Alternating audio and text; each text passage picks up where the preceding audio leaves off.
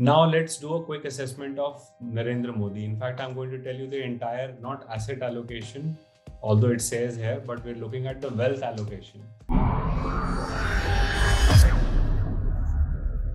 My name is Arpit Arora. I'm India's leading personal finance expert and passive income coach. I'm a TEDx speaker and also a financial influencer, working on that one single mission to help entrepreneurs and professionals to be not dependent on that one single source of income so that they can have abundance of money in their life just by managing the money they already have.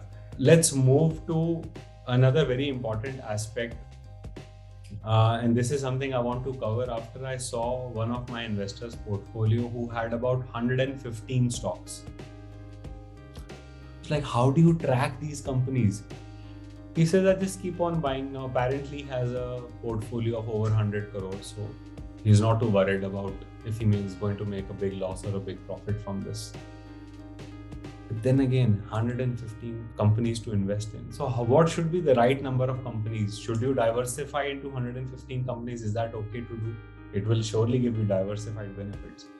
What is the right number of companies to buy to make a portfolio? So the fact of the matter is there are, as of 2020, there were 7,400 companies listed on the NSE and BSE. And you would be surprised that if you were to check for today, we must be close to about 8,000. So the question is, how many companies? Should you go for too many stocks for diversification, or should you invest in too limited number of companies for concentration? Friends, can you tell me what is your approach? What do you think should we do? Should we invest in lots of companies and diversify because companies are very volatile, or should you invest in only limited number of companies? And if you think limited, then can you tell me how many?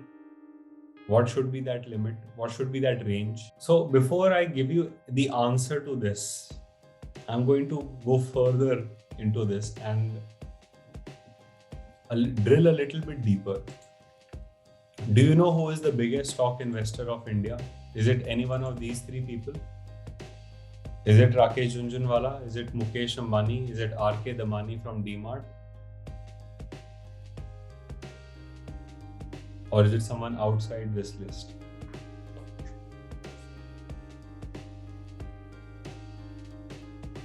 You'll be very surprised with the answer. Extremely surprised.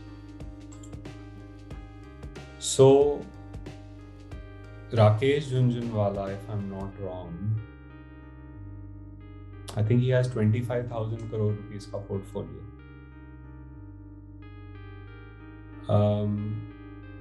R.K. Damani, who's the owner of DMart, by the way, has a bigger portfolio than Rakesh Jhunjhunwala. You didn't know that, but it's true. Rakesh Jhunjhunwala is more, you can say, more in the media. That's why you get a feel that, oh, he's the biggest investor. He's not. In fact, the answer to this question is neither Rakesh nor Mukesh nor R.K. Damani. You'll be extremely shocked if I tell you the President of India has the biggest stock portfolio in India. I'm going to say it one more time. The President of India is the biggest individual stock investor of India. And do you know how much money he has? About 14,45,860 crore rupees worth of only stocks. I am not kidding. 14,45,860 crore worth of stock. So if you've fallen off your chair, time to sit back on. This is crazy. Really crazy. I don't know how he's amassed this sort of money, but he has. And I don't think I will be able to know that either. So it's time to review the portfolio. Would you like to do a quick assessment of Prime Minister versus President, Modi versus Cohen. Who has a better portfolio? Who is doing better money management? And most importantly, what are the flaws? What are the pros and cons of their portfolio? Would you like to do that? Yes. I hope the finance ministry is not listening. Okay, so let's do this. Maza aayega. Okay. So you already know the stock portfolio of President Kovind, what he has. How many companies does he hold? 74 companies. So do you think it's too many or too little number of companies he has? Too many or too little? Too many, right? 74 companies, it's way too many.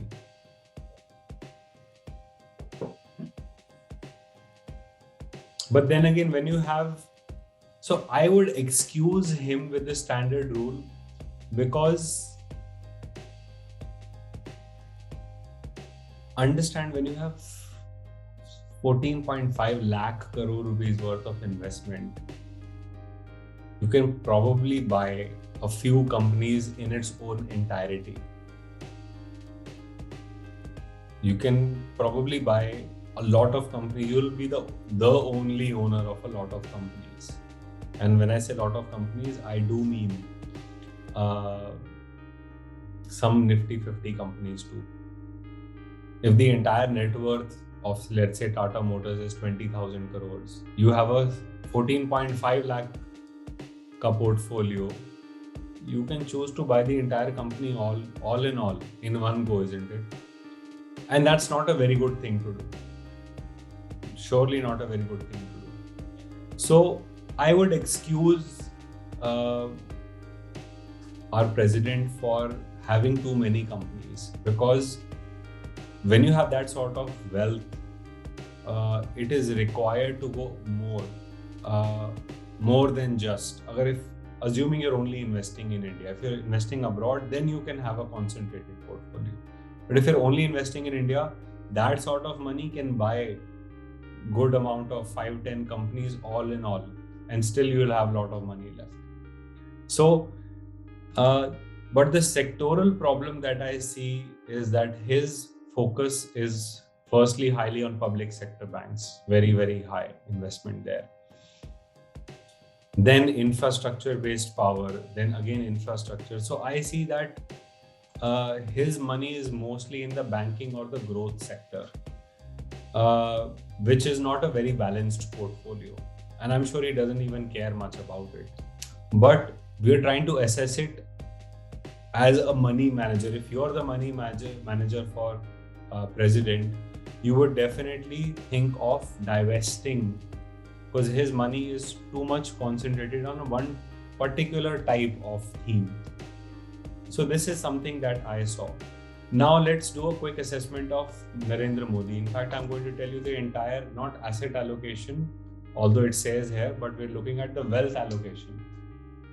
As per the declared money, PM Modi is nowhere near the president, because he has 43,000 rupees in cash, a real estate portfolio of 1.1 crores. He has 1.9 lakhs in insurance, 20,000 rupees in debt, bonds, 1.1 lakhs in gold, 76,000 in national savings certificate, and 1.2 crore worth of SBI's fixed deposit.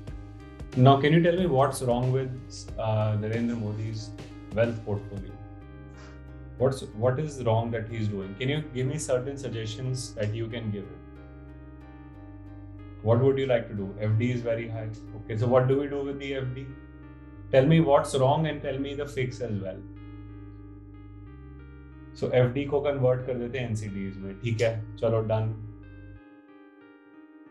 What do we do with 1.9 lakh of insurance? He does not have equity. That's also a problem. So can we convert at least insurance into equity for him?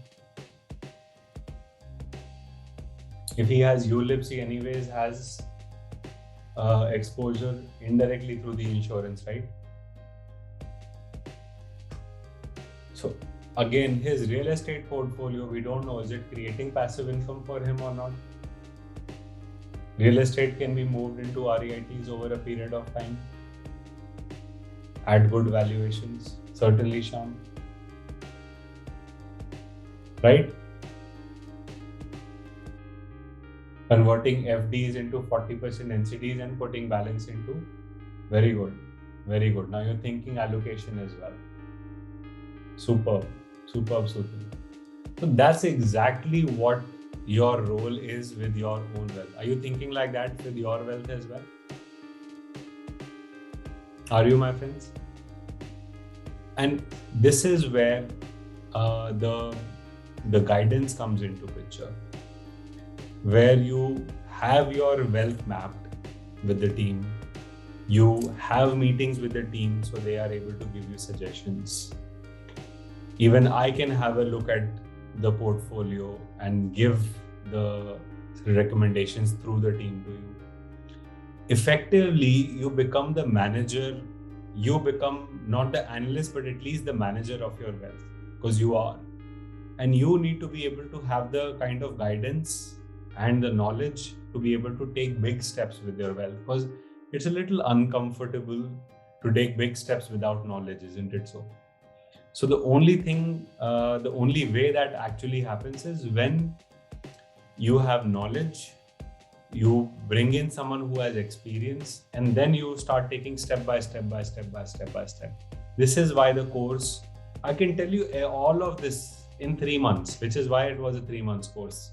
We converted into a 12 months course because I realized that you need to experientially see it. Like while in the course, I tell you IPO, don't do it, it's bad. And after the course, you see the stocks have fallen 50%. Is that better, or is it better that while in the learning process, you actually see what I tell you later starts happening? So your conviction of taking action is stronger now. And when your conviction is stronger now, I should be right next to you to help you to take that step, right? That's the reason why we elongated the time of the course, so you can see the reality happening before it happens. We tell you what is likely going to happen, and you start seeing it happening. Are you also start seeing this? Have you started seeing this in gold as well? Another reality that we've been talking about for an entire year and finally has started happening. The gold hitting 1-year high and now likely going to go for a rally. We'll be talking more about it, but I wanted to get that sense. And we're already at 1900. So we're not very far away from hitting a new all-time high. The new all-time high is at $2,050 or something. So I think it's a matter of time now that should happen.